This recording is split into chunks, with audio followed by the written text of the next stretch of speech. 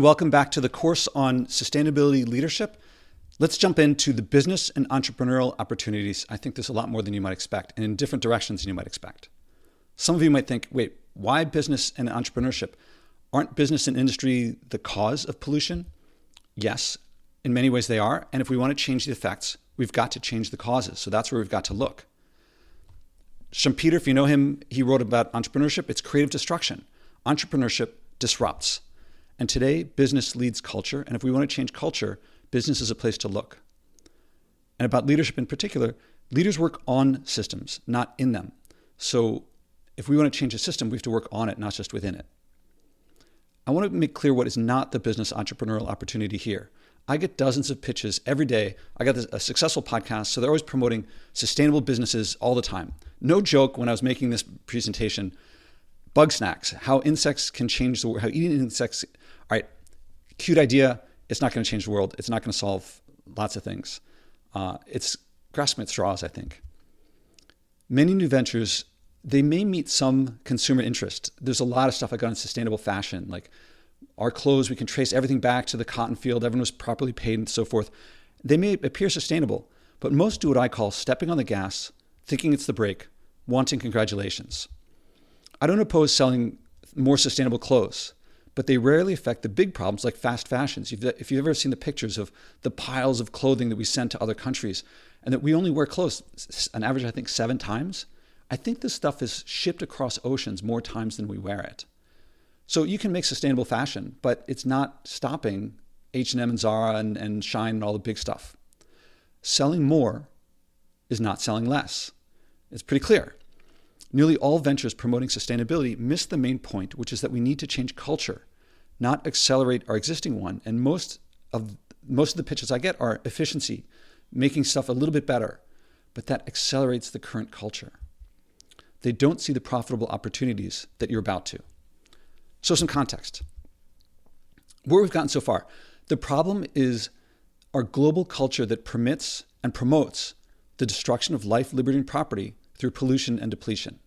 The effects of that the symptoms are lowering Earth's ability to sustain life, the things that make the headlines. And another symptom internally is that we expect tomorrow to be worse than today. And all that giving up on that entails when we lack of meaning and purpose and the suicides and things like that. So the solution is global cultural change through leadership based on intrinsic motivation, not manipulation, coercion, cajoling, or convincing. So I recommend read the book, take the workshop, see if you get the results that other alumni get. I expect most of you will just say, great, I've improved my life. If that's all you get, wonderful. I hope that works out for you. But ask yourself, if you like the experience, if you like the results, is it just me who's getting those results? That is you who enjoys living more sustainably? Or is there something more universal happening? Is there something common to humanity that we like living that way? Because if it's common, is it just dozens of people who are like this? Are there millions of people? Is it billions? Do all humans have some intrinsic love of nature that we like to act on? So many alumni realize that there are billions that will enjoy transforming and that they're going to want to do more. Again, the mainstream view, we live in a global culture where nearly everyone wants to live sustainably, but thinks it would make their life and culture worse, so they don't act. I believe that the situation applies to roughly 8 billion people. But you, after you do the workshop and read the book, you'll know otherwise. That when you lead them, they'll feel joy and reward and then return gratitude. Not sure what's missing in the slide there. Imagine you know how to solve the unmet needs of 8 billion people. Remember last time I talked about the stages people go through. So I'm going to talk about the stages that you'll go through as you realize more and more of the opportunity. So level 1 is like everyone else. You'll see that there's some opportunities. Level 2, level 3, level 4, level 5. So I think I'm somewhere around level 3 in this. And I think there's the potential for reaching level 4. I doubt even Monet, when he was painting this, could anticipate that he would paint like this. But it's there as you learn more and practice more. So let's talk about level 1 results. Level 1 is you improve your life and that's it. I'm happy if that's what happens for someone. So basic follow-up to life improving courses. Say you take a yoga class or a fitness class. You know, it's something, it's hands-on, practical, you do it. A lot of people just benefit from one course. They're like happy. They got a little more fit. They did a little more limber, a little more mindful. Some keep taking classes.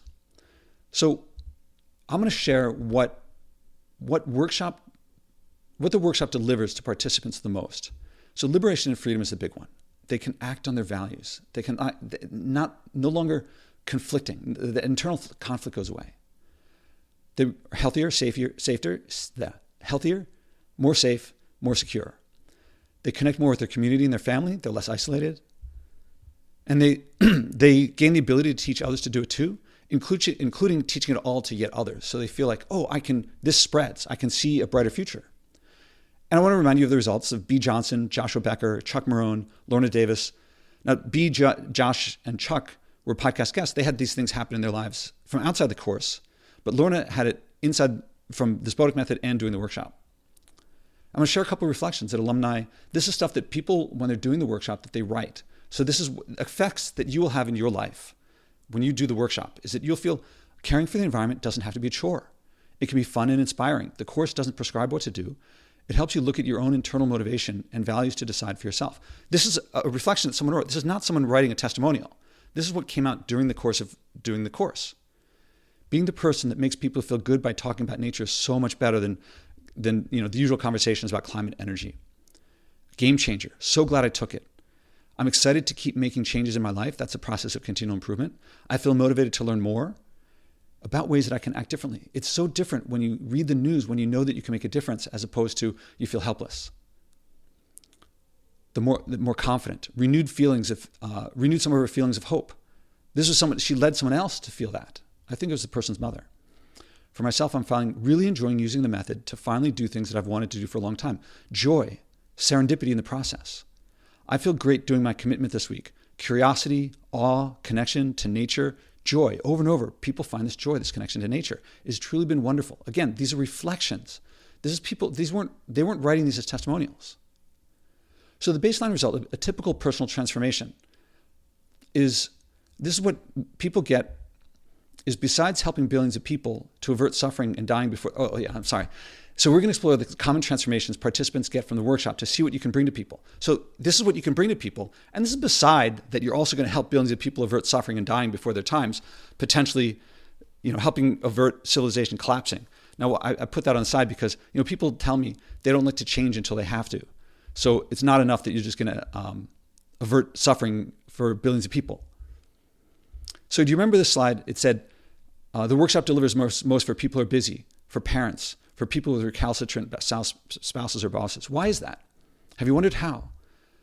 So I talked about how the overlap, what's joyful and sustainable is, I get the value of flying. I don't have to do all the work because of the volunteering and the camping by bike. It might not be your cup of tea, but you'll find these things that are joyful and sustainable. And I remind you, all these people haven't flown, and they're pretty worldly people. So a bucket list is craving.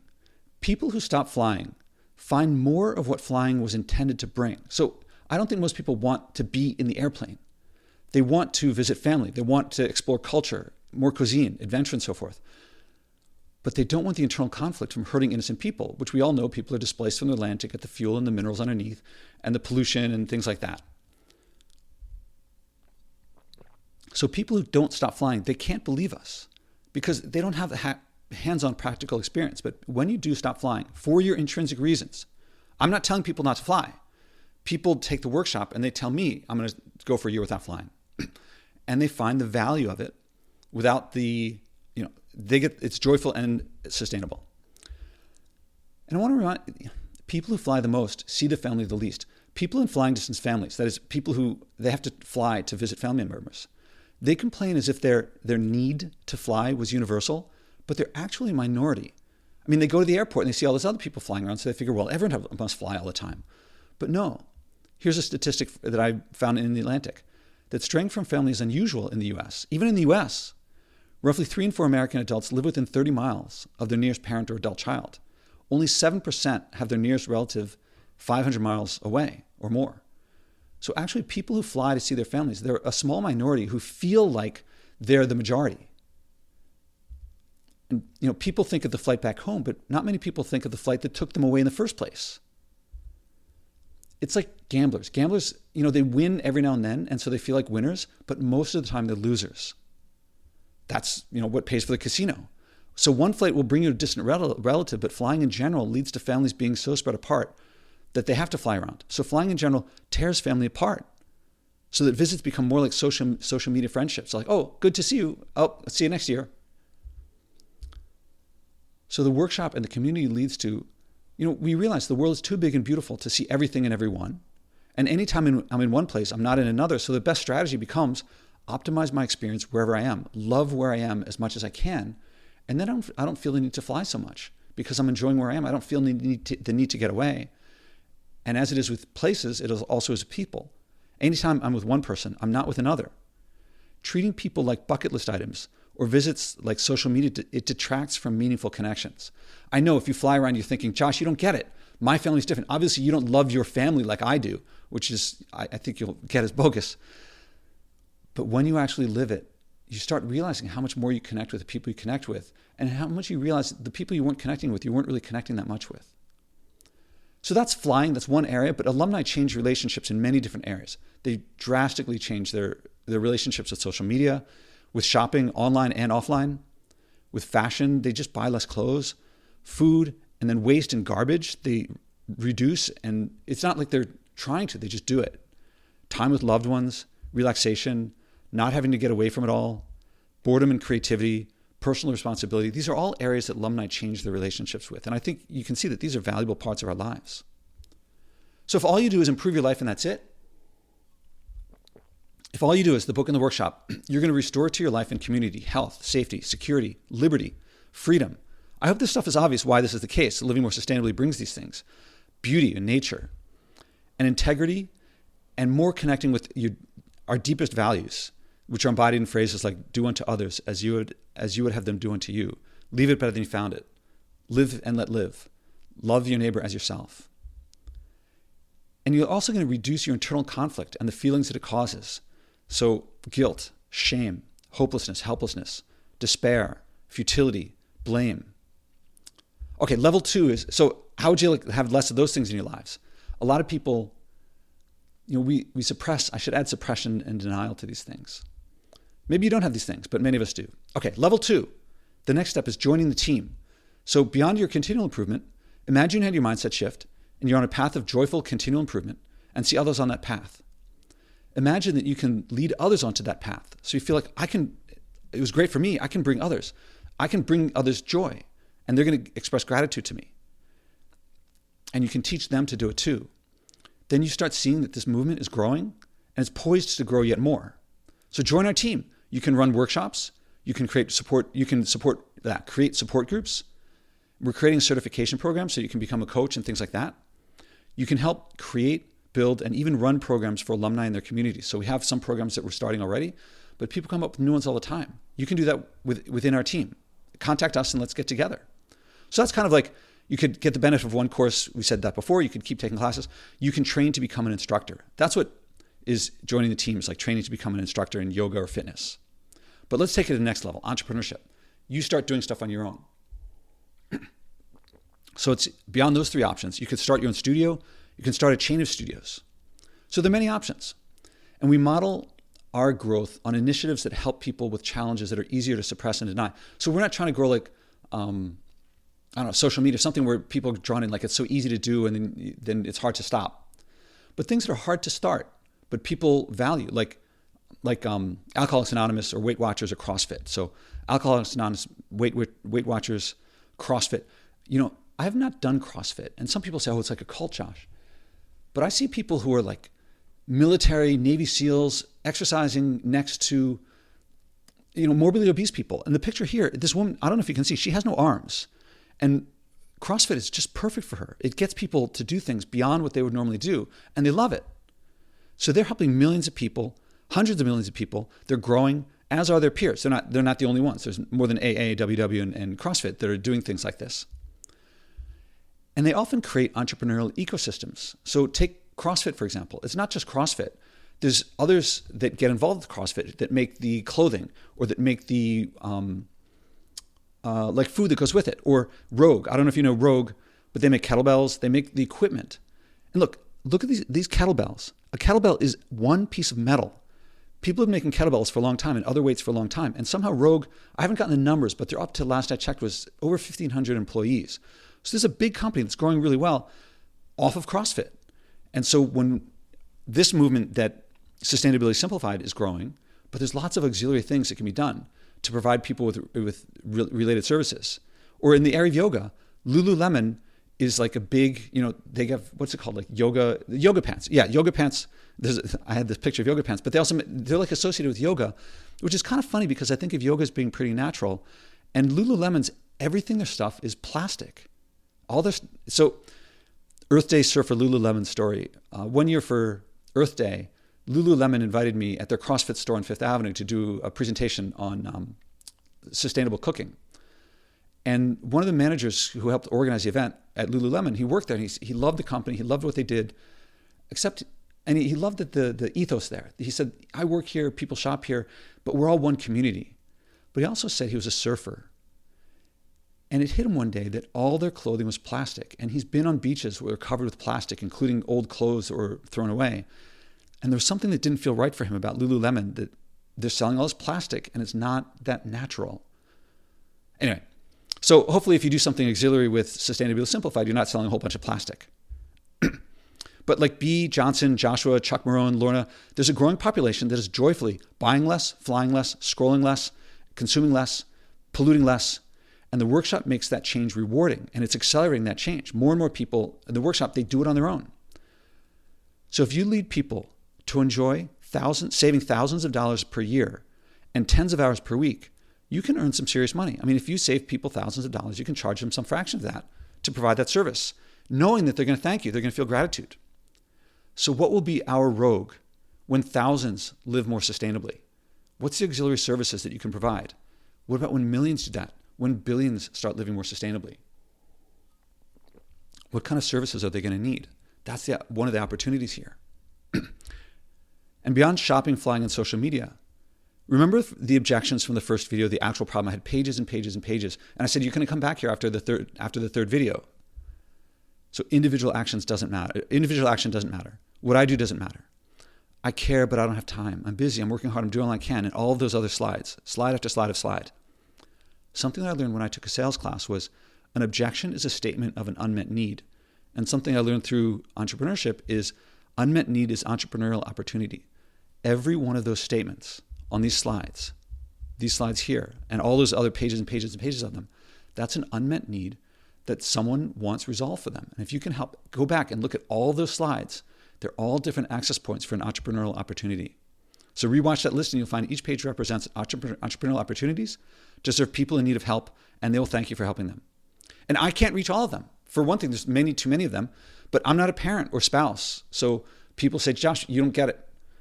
So parents and spouses tune me out, telling me I don't understand. So great, if you're a parent or a spouse, that's an opportunity that you might be able to reach that I can't. And by the way, luckily about parents and spouses and things like that, luckily no one told B, Chuck, Joshua, and Lorna, because they benefited from exactly what other people say is impossible. Another example of an opportunity. Yvette took the workshop. She actually took it twice because she got more out of it the second time. So that picture here is up in the Bronx, a place where Yvette, that's the old space. You might remember I volunteer to do cooking workshops and how to cook without producing any garbage.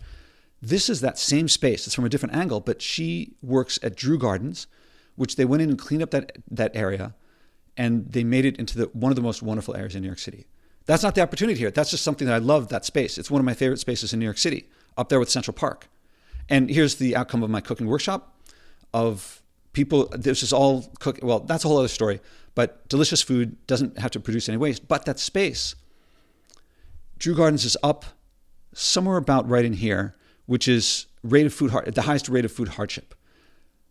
And New York City has a place called Hunts Point, which is a distribution point for food. There's all this fresh food that comes through the Bronx, but it doesn't make it into the Bronx. And the city's trying to figure out how to get people in this area to be able to get the fresh food that's right nearby. Now, when I grew up, my parents didn't have a whole lot of money to make ends meet. I should mention that another thing in Atlantic, more food deserts exist now than 2010 in the depths of the Great Recession. That's because the proposed solutions misunderstand the origins of the problem. They're trying to push things in there. And also, there's whole other issues. But when I was a kid growing up, we belonged to a food co-op. And I'm not sure if you can see this, but this is the Weaver's Way Food Co-op in Philadelphia. It's much nicer now than it was when my parents were involved with it at the very beginning. But a food co-op is where people get together and they buy food together from within the community. It's not push, it's pull. And I belong to the 4th Street Food Co-op in New York City. And Yvette, when I was up at the Bronx doing these cooking workshops up here, I would tell her, if you do a food co-op, I think it would work up there. And not until she came, after she did the workshop, or while she was doing the workshop, and she met me at the food co-op as part of the workshop, then she realized, I could do something like that up here. So is co-ops the solution to food insecurity in the Bronx and all over the nation? Not sure, but it could be. It seems to me an entrepreneurial opportunity. Another thing that comes from hands-on practical experience, this is from my life. I read somewhere that 50 million homes in the US theoretically could go solar, and at roughly $30,000 per installation, that's a $1.5 trillion market. Okay, so that's something I read. Ask me and I can give you the site, the source. In my experience, I spent less than $1,000, and I'm living off the grid, all solar for my electrical power. That's a huge difference, $30,000 versus $1,000. So on the scale of the market, from low end of the market to high end of the market, I think they're like a BMW. People who spend $30,000 for an installation, they want quality, they want stuff that they know works, they want security and so forth. Mine is more like a bike. And I think a lot of people who want BMWs, they won't settle for bicycle. But bicycles work for a lot of people. Even so, maybe people aren't ready for bicycles, but what about something in between? What about a Honda? How about a Honda level installation for something like $2,000 to $5,000? Now that would have to follow a mindset shift, because the people with the BMWs, they want quality. They want no change from their regular life. They just, they want to be able to say I'm off the grid, but it just works. Nothing's changed, but I'm off the grid. For me, I changed my life in a lot of ways. I like the changes, but maybe someone in the middle is like, I want to do some changes. Maybe they could go without a refrigerator. Maybe because there's co-ops around them. See how these things work together? So if it weren't for me on the bicycle, I think a lot of people wouldn't go for the Honda. But with me on the bicycle, I think a lot of people feel like, well, I may not have the BMW, but I got more than the bike. I think there's a huge market there. I think if there's 50 million homes that could go solar at 30,000, how many more could go at 5,000 or 2,000? Or how many of those 50,000 would go solar faster with less? More hands-on practical experience. I read in this book, The Grid. It's about the grid. And it turns out that the refrigerator, I unplugged it thinking I was sacrificing, but actually the fridge wasn't made for the grid wasn't made for the fridge. The fridge was there for the grid. Grids, it turns out, work better when they're 24/7. And so the original makers of the original electric grids pushed, how could they get people using power 24/7? So they started selling and pushing refrigerators. It wasn't there to make food fresh. It was there so that the power plants could run 24/7. That was a major game changer for me. They're not as necessary as we think. Lots of people all over the world live without refrigerators. And that's what got me in the New Yorker for the first time. There's an article about refrigeration, and I'll just put some I'll let you pause and read the whole thing. But what I wrote was that compared with many other countries, we in the US have longer supply chains, less fresh produce, more pollution from transportation and packaging. We have overburdened electric grids and an abundance of unhealthy, heavily processed products in our diets. One way that Americans could help people in developing countries is by reforming our own systems so that we pollute our shared world less. Everyone thinks of refrigerators like one thing, like I got this leftover, I want to refrigerate it. But refrigerators are generally full of plastic-wrapped, unhealthy processed stuff that eventually goes bad. Fresh produce, apples, zucchinis, they don't need refrigeration. Frozen pizza and ice cream do. It's a major game changer that when you live this way, practical hands-on experience, I never would have guessed this. One fridge keeps a dish fresh, but when the whole supply chain is refrigerated, that leads to almost nothing fresh. It leads to shipping stuff from as far away as possible, packaged a fair amount, so that by the time it gets to you, it's not horrible, but it's not fresh either. Healthcare. When I tried to give blood, I tried to avoid, like I said, I don't need the Band-Aid. I don't need all this. They produce so much waste, and that's just for giving blood. When I've had procedures, it's been so much waste. And it turns out this waste is common and detested, including by doctors and nurses. I've talked to a bunch of them. You can hear them on my podcast. I've had a few. They're like, we can't change the system. It's just too difficult. But then I met Cassandra Thiel at NYU, and I haven't had her on the podcast, but she researched and she compared two hospitals. Maybe it was more than one hospital, more than two hospitals, but at least one in the UK and one in India. And in what she researched, the one in India emitted 96% less carbon than the UK while producing comparable or better health outcomes. So all that waste, it's not necessarily making us more healthy. And I bet that in the UK, they're producing less waste than in the US. So I bet it's even more reduction for the US. A 96% reduction improving health outcomes could disrupt healthcare supplying. Cut that cost and waste and you will save lives. That's an entrepreneurial opportunity that's just sitting there waiting to happen. If you help people cut spending on social media, fridges, flying, packaged food, and so on, while improving their lives, future generations will see those things as outdated as buggy whips, and they'll see you as liberating culture from that waste and garbage. You can disrupt entire industries and you don't have to ask permission. You can just find ways to do it in healthcare and fridges and so forth. So can you reach markets that we can't? If you can reach markets that we can't, you can be sustainability's Rogue or Lululemon, hopefully without all that plastic. No one can reach everyone. I'm not a parent. I'm American, so I can't reach, some people want not Americans. Some people want people who aren't as old as I am. You can reach people that I can't. And you can capture your market alone. Go for it if you want to, but I hope you'll work with us because we got a lot of hands-on practical experience. Maybe you don't want to start a business. There are lots of other entrepreneurial options that aren't necessarily starting a business. How about books, coaching, or online platforms? So I read the book, The War of Art. I loved it. And when I read it, and by the way, I had Stephen Pressfield on the podcast, and you can hear me talk about the following, that The War of Art, if you haven't read it, I highly recommend it. It talks about getting over resistance and becoming a professional, really doing what it takes to get the job done. Well, that's necessary in entrepreneurship, overcoming resistance and doing what it takes. So I talked to him and I said, I think your book could be redone, a new version. It could be like The War of the Art of Sustainability. And he's a guru. I mean, he's sought after. Great guy.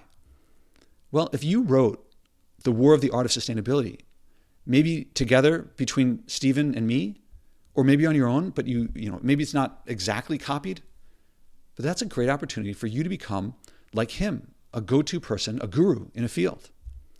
So the things that books on professional and personal and professional development, they generally choose examples of eating healthier, saving money, lowest common denominator values. So rarely difficult or meaningful ones. Their lessons also apply to sustainability, the biggest, a major challenge in the world. So their authors could create legacies in areas of global demand, or we could do it for them. So let's look at some examples. I don't know if you've read Profit First, very useful. And Mike McCallum, he's been on the podcast. And there's a whole series of books that he basically franchises. There's Profit First for this, Profit First for that, Profit First for all these different industries. And people go to him and say, I'd like to do a Profit First for my industry. And he says, great. They come to a business agreement and they can do it. And then they become the gurus in their areas. So how about Profit First for sustainability? You could do it. You can do it with me and Mike together. And then you're going to become the guru of how to do the accounting and Profit First for sustainability. I don't know if you've read Peter Singer's The Life You Can Save. This was I really did not expect to think much of this book. What does a philosopher know about changing the world? Actually doing stuff. But afterward, I donated money. I never expected to. And Peter was on the podcast multiple times. How about the lives you can save or the lives you can avoid polluting? You can take that book and apply it to sustainability instead of what he applies it to. And you got a book right there and you can become the go-to person in that. Dopamine Nation, huge book on sustainability, on addiction. Anna Lemke was on the podcast. And her book talks about how to overcome addiction. Well, we're addicted to a lot of things. We're dependent on a lot of things. It's more like behavioral addictions to things like flying and shopping. How about instead of Dopamine Nation, Polluting Nation? You could help a lot of people. 4,000 Weeks. This is an amazing book on time management. Oliver Berkman was on the podcast. Loved the Spodek method. How about 4,000 Sustainable Weeks? Applying what he did in time management for mortals, 4,000 weeks, to living more sustainably. And actually, very recently came out with another book, Meditation for Mortals, Mindsets, very relevant to sustainability. How about Sustainability for Mortals? You could write that book. Maybe you just do it on your own. Maybe you consult with me and Oliver. You might know about Atomic Habits, Tiny Habits, The Power of Habit. These 3 books on habits. You might know it's a lot of living more sustainably. It's a lot of adopting new habits. Most of their examples are things like how to save money, how to get ahead in your career. But how about Atomic Sustainable Habits? How about Tiny Sustainable Habits? How about The Power of Sustainable Habit? How about some other areas? Just read Courage is Calling by Ryan Holiday. He's a big go-to guy. How about Courage is Calling to Lead Sustainability? Wonderful book. And I'm about to start his next one in this trilogy on Stoic. Anyway, Dare to Lead by Brene Brown. Obviously, a huge person, a go-to person. How about Dare to Lead Sustainably? How about this one? I was thinking about the phrase, it's hard to live sustainably in a culture that pushes it the other way. And I went and looked up, these are the times that try men's souls. And so this is, how about The American Crisis by Thomas Paine? This is written in 1775, I think, 1774, 1776. How about The American Sustainability Crisis? It's a very challenging time now, a revolutionary time as well. You're a badass. How about you are a sustainable badass? I will teach you to be rich. I will teach you to be sustainable. I mean, Ramit Sethi, big, very successful guy. 4-hour work week, 4-hour sustainable week. Tim Ferriss, I've been mentioned, by the way, on the Tim Ferriss podcast. 7 Habits of Highly Sustainable People. This book is waiting to be written, and you can become the guru. How to be an anti-polluter. It's so, when you look at how to be an anti-racist and see how to become, you can see how to write how to be an anti-polluter.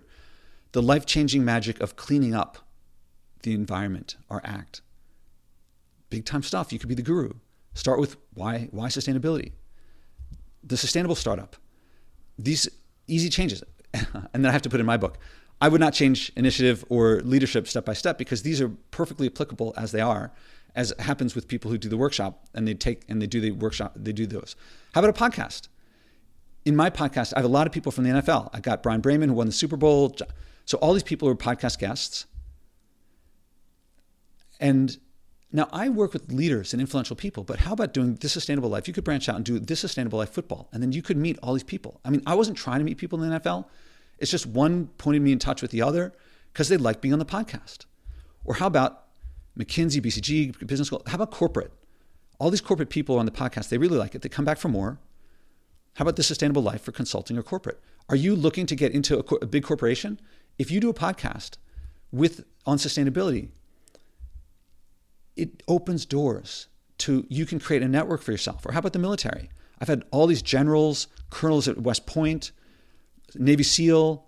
The guy he was a 4-star general who brought me to West Point and then became Secretary of Defense. How about the Sustainable Life military? So many areas that you could go into. If you want to create a network at the top level or just know great people in lots of different areas, when you activate intrinsic motivation, it creates genuine, authentic action. And it opens doors in many fields. You can help guests create legacy in an area of global demand. So I've had so many people from fashion on my podcast. Actors, Hollywood, sports, politics, culture. If you want to get into academia, politics, there's no limit to the appeal. Start the podcast, you get into these areas. All right. Those are a few ideas when you have hands-on practical experience the entrepreneurial opportunities. But let's get into level 4, changing markets. Not just starting companies, but changing whole markets. What drives this is this global passion for sustainability. This headline here, 4 million people were acting on climate. They're not making money off of this. That's 4 million people are doing it. How many want to do something if it was made easier for them? There's passion. Millions of people are marching and protesting globally. And it's more among the youth, so this is a growing demographic. And I don't endorse the following, but people are doing a lot more than marching. They're gluing themselves to runways, they're defacing art, they're blocking traffic, and that implies much, much more passion than you'd expect. Now, I'm not saying glue yourself to a runway. I don't like that. I don't think it's productive. But I'm just showing the passion that they're seething with rage, but they're ineffective. I don't think that's changing much. They might not say it, but I think that they crave effective leadership. I don't think they want to block traffic. They want attention so that people don't drive so much, things like that. They want to help people do what they already want, but haven't figured out how. That's my definition for leadership. Imagine you had ways to channel that passion into effective action so that they weren't blocking traffic, annoying people. They were doing things to help those other people also drive less themselves. That's an unmet need, to help these people do more than just march, to be effective. We can direct that passion to effective action. So I'm going to give a big example. In the world, imagine you could go back to 2007. You might know about the big housing crash. Millions of people were about to lose their homes that happened in the 2008 housing crash. There was a recession predicted by some. There was a culture that was permitting and promoting deception and fraud. That's what caused the housing bubble and the crash. Or 1929 or any other bubble. What I'm talking about could apply to any bubble. if you've read or watched The Big Short, it talked about how that bubble was created and how it burst and how people made a lot of money. There were a small number of people who saw the crash coming and created financial instruments to profit from the deflating bubbles. They weren't happy about it because it meant a lot of people losing their homes, but I'll say how this can be made very, very ethically in a second. And they didn't cause the problem, but they realized the problem was there. But there's a big challenge in timing. In that case, there were all these loans that went out that were going to come due, or the rates were about to go up in like 3 years. They knew a lot of loans were about to come due. So the timing, they kind of knew when the bubble was going to burst. So they were able to profit. Some people made hundreds of millions and collectively billions of dollars off of that bubble bursting. Now, with a tested leadership technique that can lead to national cultural change or even global cultural change, imagine we can lead people to change their behavior all at once. That could change industries. Millions of people, if millions or hundreds of millions of people change their behavior all at once. Now, we're not there yet, but this is why this is well into the future. After we've been doing this a long time, we can prompt the deflation and therefore time it. So we could make financial instruments that would act when hundreds of millions of people change their behavior at once. Now, I'm not going to go into the whole details here, but I've thought about this a lot. And I think there's a big potential here. It's far down the road. I just want to give you a picture of down the road. Now, if you time it, we don't want the bubble to grow. But there's a lot of industries, fossil fuel stuff, for example, that are way overvalued because people don't realize. We could help by helping people improve their lives to pollute less. We can bring these industries down, and that could affect markets, or at least individual companies, that we could create financial instruments. So you might profit less by getting these things to happen earlier, by having the bubble decrease before reaching its peak, but that means there's less risk to you, but it also means you're helping society. Imagine a fund that coordinates investing with groups. It coordinates investing on the one hand with groups acting in unison in directions they already passionately want to. We can align interests between investors and activists. We can give effective direction for passionate activists instead of defacing art or disrupting society. I think there's a big potential here. If you knew how to implement that leadership technique that enabled you to prompt deflating a bubble and possibly averting a crash, wouldn't you hire people and start doing it? You can make some money and make the crash not so big, or maybe a soft landing. If you help people and free the market from deception and fraud, is it a problem if you profit in the process? I think it's a great idea. Because of latent intrinsic motivation, a small number of effective entrepreneurial leaders can disrupt entire industries, and we don't have to ask them permission. And it's also because many industries are hurting people. We can decrease industries that are hurting people. Now you might say, that's some serious consequences. Are we hurting industries? I mean, there are going to be people who are put out of work. So industries may close. Is that a problem? So I want to take one big example, though, in history. Big historical precedent. I'm going to quote the BBC here. The British iron industry, they boomed from slavery. They created the chains, the padlocks, the fetters, the metal used in ships construction, and the guns. They made a lot of money off of slavery. So they opposed abolitionism. But after slavery, when trade became more free, the British metal industries grew after abolitionism. They couldn't see the potential growth that came afterward. So some industries ended forever. Like to slave auctioneers, there are none anymore. Well, slavery still exists, but far less than before. Slave overseers, we're glad that those industries are gone. We don't want them around. We don't want them. So handling those laid off does require reconstruction, but we can learn from reconstruction. Reconstruction after the U.S. Civil War was limited, but we learned from that. So the reconstructions of Germany and Japan after World War II were much more successful. So if we change entire industries, and industries like slave auctioneer go away, there's a lot of very polluting industries that will be very happy are gone, and people are happier without them. Now, we will have to deal with the laid off people, but we can learn from history and do that more effectively. So industries that may close in favor of freedom, liberty, health, safety, security, family, and our deepest values. Fossil fuel extraction, we might not have people who are extracting fossil fuels anymore. Plastics, cruise ships, container ships, fast fashion, flying for leisure, illicit fentanyl and meth. Man, Sam Quinones was on the podcast. And he talked about how fentanyl is so much more prevalent and meth are so much more prevalent because they're based on they used to be based on like morphine and heroin used to come from plants, and meth used to come from plants. But now it doesn't. And so they can make much, much more of it. That's one of the side effects of having fossil fuels. But industries that won't go away, a lot of people fear that we'll lose, but these things will not go away. Antibiotics, anesthesia, vaccines, these things predate pollution. They go back hundreds to even thousands of years. Travel, we'll still travel. Marco Polo traveled. There'll still be agriculture. Sports, drama, culture, arts. We won't have people flying around to do the Olympics as a major event, but let me remind you, the Olympics began in ancient Greece. There'll be a lot less of people watching sports on TV and a lot more people actually participating in doing sports. Military defense will not go away. I mean, that's education. These are all things that we'll have more of the values without the problems. And also, just to give you an idea, if people are polluting less, that doesn't mean that cities are going to go away. Cities of over 1 million people existed thousands of years ago. And they got all the food in and all the waste out. They weren't covered with horse manure, as people talk about how the American cities were before the cars. And our ancestors, a lot of people think, oh, we're going to die at 30. But our ancestors commonly lived into their 70s and beyond for most of human existence. I didn't believe this when I read it. So I actually had the guy, Michael Gervin, on the podcast who did that research. And I learned that they enjoyed more leisure, more community, more health, and more mutual support. They didn't spend all their days washing clothes, as people today believe. So, and the most recent advances in longevity, they restore what our ancestors actually enjoyed naturally all the time. Restoring longevity and preventing infant mortality don't require polluting. It's more for things like soap. Nothing necessary for life, liberty, and the pursuit of happiness requires polluting or depleting. Nothing necessary for life, liberty, and the pursuit of happiness requires polluting or depleting. We can have all those things without.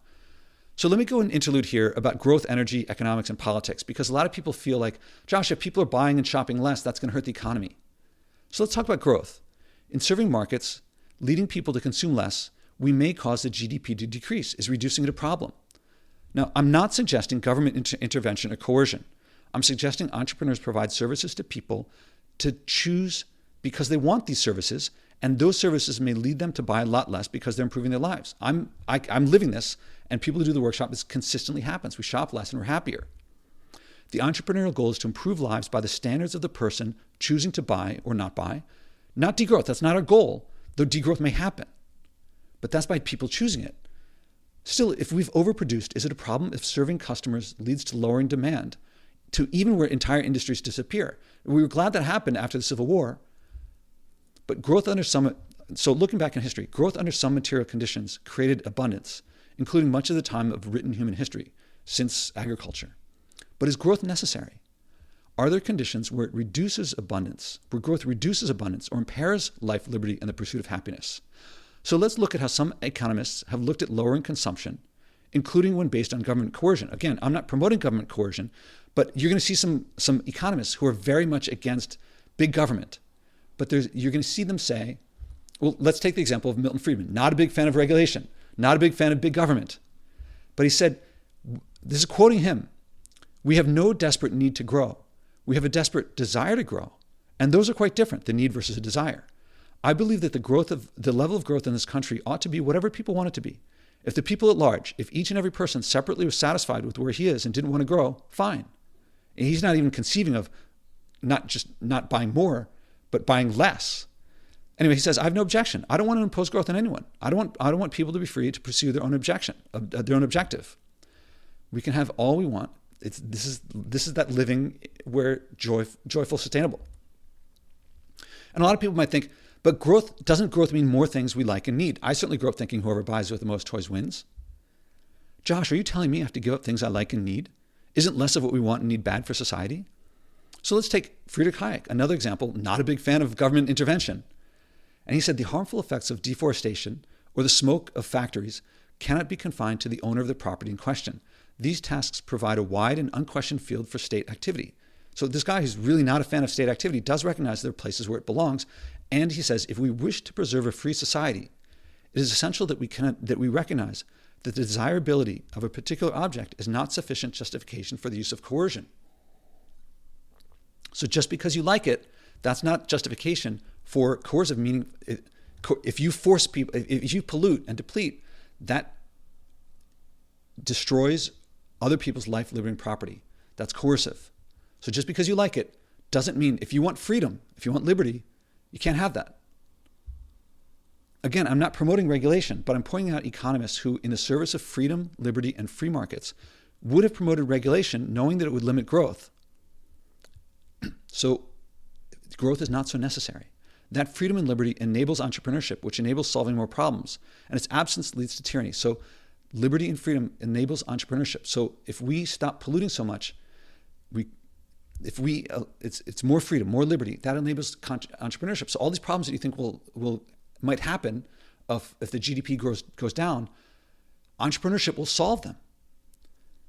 Now, I want to look at this from a historical perspective. In 1776, Adam Smith published The Wealth of Nations, and he talks about how little else is required to carry a state to the highest degree of opulence from the lowest barbarism.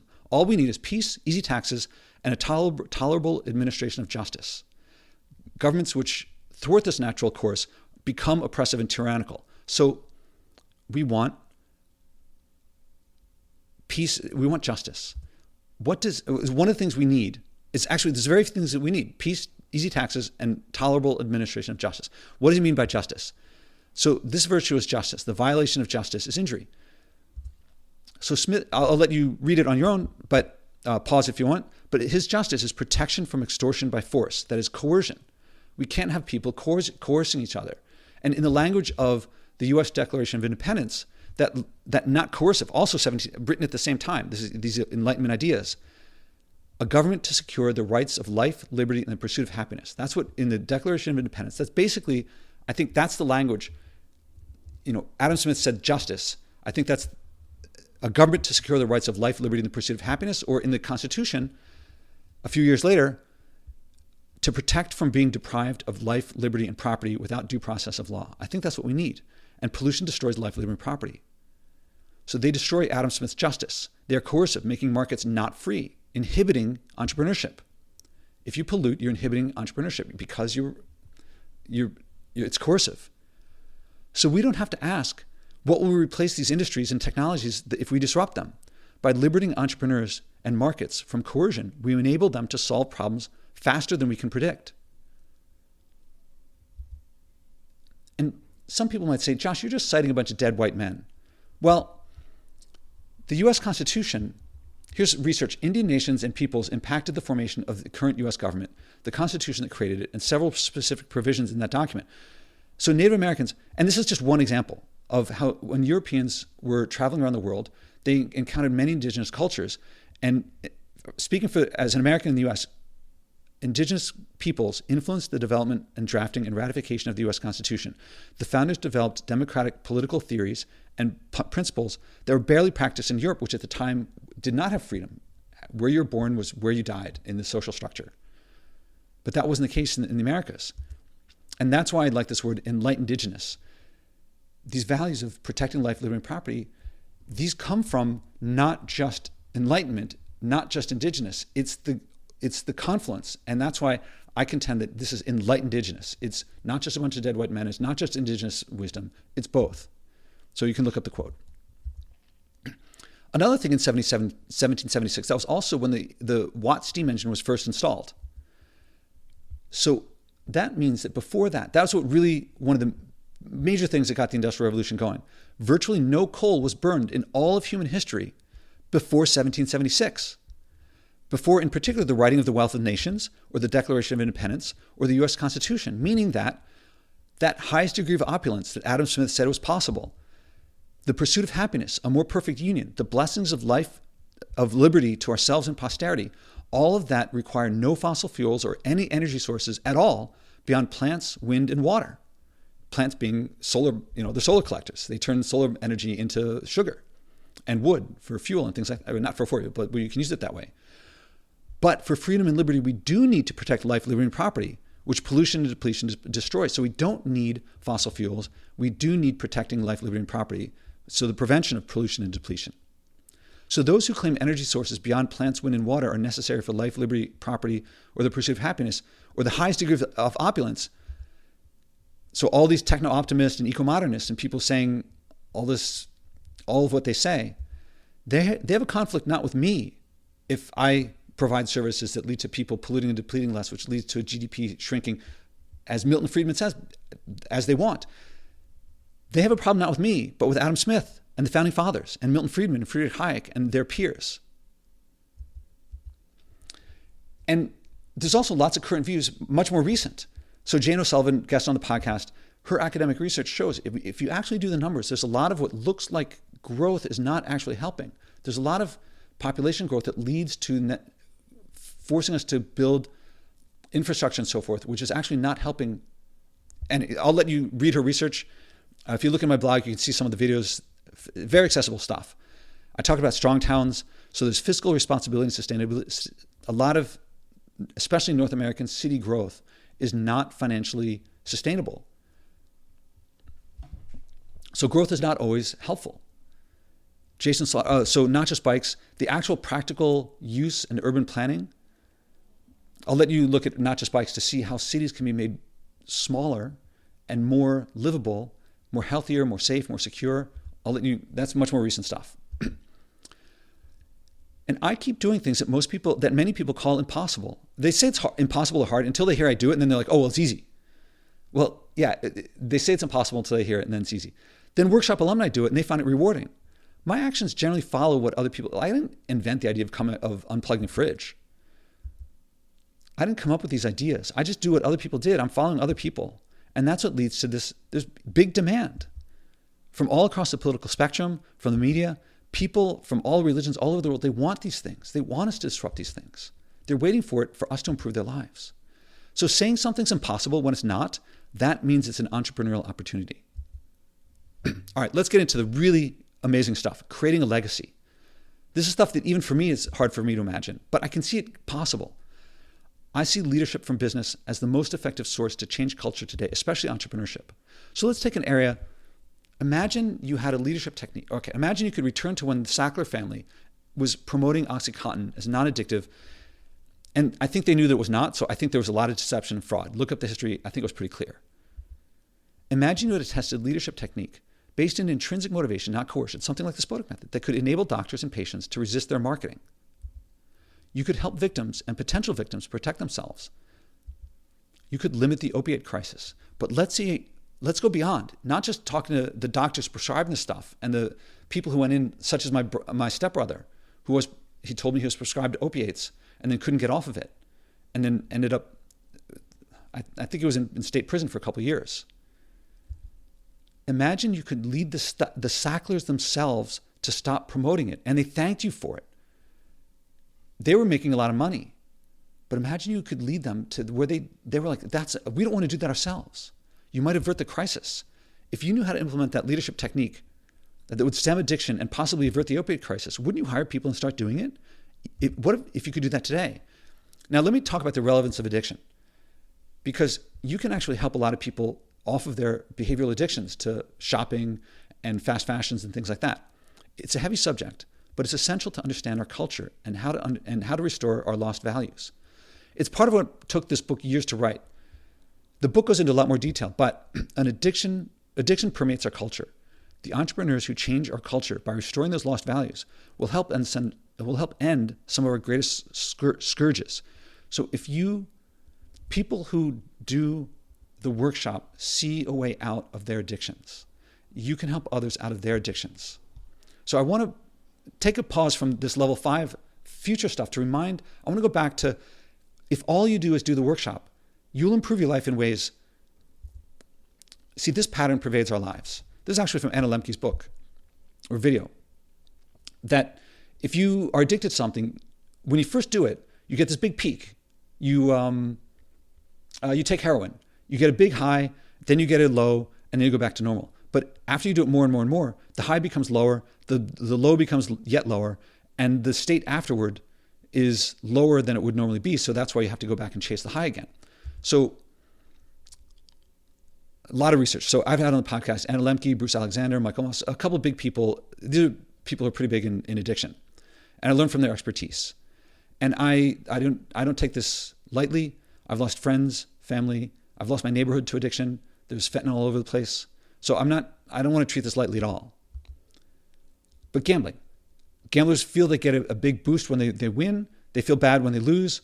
But after a while, they don't feel so great after they win. But they actually are losers. They spend most of their time losing. And those of us who are addicted to, the plane takes us to something, and we see the Machu Picchu, and we love it. But after a while, we're just chasing bucket list items, and we're here, and we don't realize it. Gamblers feel like they're winners when they're actually losers. Meth, they feel like they have lots of energy, but they have less. Social media, they feel like they're more connected, but they're isolated. Bucket lists, they feel like they get excitement, but they're just chasing family visits. Because the best minds of our generation create this pattern in every industry they can, funded by the people they addict, often us. We pay for the airplane tickets. We pay for the gambling. Overcoming that addiction brings liberation. You tell me what you fear losing, and I'll tell you exactly what you get more of when you stop your addiction, when you stop this dependence. So if you fear becoming a loser, you're actually going to become more of a winner if you stop gambling, if you can overcome that. If you're an alcoholic and it's like you root to partying and having fun, you're actually losing friends. And if you stop the habit, I'm not saying it's easy, but if you do, you'll have more friends. You'll get closer to people. And most of us can understand this intellectually, but it's hard to implement. That's why the workshop is experiential, not just learning that you can do these things, you actually do these things, and why it brings liberation and freedom. That's from the internal conflict, but it also brings time, money, community, family, health, security, safety, and all the things we value most. Do, live, live, love. So that's the benefit that you get from overcoming the addiction yourself. But you can, on the bigger picture, back to after level 5 stuff, somewhere down the road, you can help individuals and our culture overcome some of our greatest behavioral addictions by expanding on the workshop and the Spodek method. You can bring it to others in ways beyond what I can. But when you read, say, Anna Lemke's book or Bruce Alexander's work, you can see that we can help society at a much bigger level. We can create legacies. So now switching, in my book, towards the end, I have a chapter, or in a chapter about how leaders can lead others. In sustainability, I have the speech, which is a model for what a CEO might say to, if that CEO wanted to change the world, not just use their company to do well by doing good, but by really changing culture. And they wouldn't be the first to do it. But people remind me that culture selects psychopaths for business leaders, but not all of them are. Some of them may be, but not all of them are. So potential legacies for business leaders and beyond. Let's look at some business people who became huge people because they didn't just, maybe you might know, Nelson Mandela, that's him there. He was a lawyer. And he didn't just practice law. He became Nelson Mandela. He is a legacy. His legacy we can extend. You could have a legacy like his. You could become the Mandela of the environment. Oskar Schindler was a businessman, card-carrying Nazi, and saved all those Jews. Raoul Wallenberg. The Wallenbergs were like, in Sweden, they were like the Rockefellers. He could have been a banker, whatever. And he went and he saved thousands of Hungarian Jews. Gandhi was a lawyer. And he didn't just practice law, he became Gandhi. And that's the potential. You could have an influence on the world like his. Abraham Lincoln was a lawyer. A lawyer who grew up in the sticks. And he became Abraham Lincoln. You could be the businessman who followed in his footsteps. Many of the American founders were small businessmen, regular people, regular Joes. So what to do here now? If you want to become someone like one of them, you can become. Abraham Lincoln grew up in the sticks.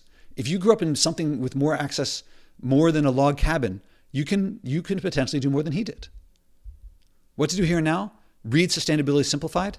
See how our culture became stuck, how to get it out, how to get out from being stuck, the possible brighter future. And I think you'll see it's brighter now as for this course you're watching and how to make that happen. Take the workshop, start your mindset shift and your process of joyful continual improvement. And 3, join the community so that you're swimming downstream, not up, so that your life is full of joyful, sustainable things, where the overlap is all there and unsustainable things seem repugnant. And we bring the world with us with joy and gratitude. So read the book because that gives you the big picture and the bright future that lets you know it's not just you. We're going to come together in this giant, grand, worldwide concert.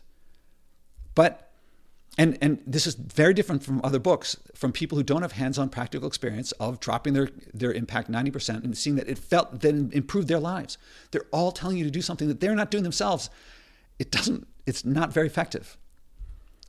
But you need to do the hands-on practical experience. So join the workshop. You have to practice the basics. But it's joyful. It's work. I'm not saying it's easy. It'll take time, but you got to do it. If you read books, I read Bruce Springsteen. His fingers got calloused, they bled. And you're not going to be bleeding from getting the hands-on practical experience, but you got to do the work. But then you'll feel like you're swimming downstream because we're in it together. And it's long-term global change. And again, that hands-on practical experience, that's what gives you hope. Normally videos at this point would say, buy now. The cost is going to increase later. Limited time only, guarantees, and the usual sales technique. But I know that now that you know it's possible, now that you can have fun, joy, reward, improving your life, and bring that to others who will show you gratitude, that every time you see a headline of some disaster, of increasing of obesity and increasing anxiety and over climate and things like that, you know that there's a way out. You're going to come back here, but you might as well start now. I'm not making it quick or easy, but it's meaningful, rewarding, and effective. And that's why people say, this is what I've been looking for my entire life. And then you might want to watch the next videos. The political opportunities, just as great for people who want to go into politics as into business or entrepreneurship. Then the celebrity opportunities. Maybe you're a big name or you want to become really big. Lots of opportunities there. We're looking for role models, people we can look up to. And then our brighter future, how it all comes together. I look forward to seeing you there.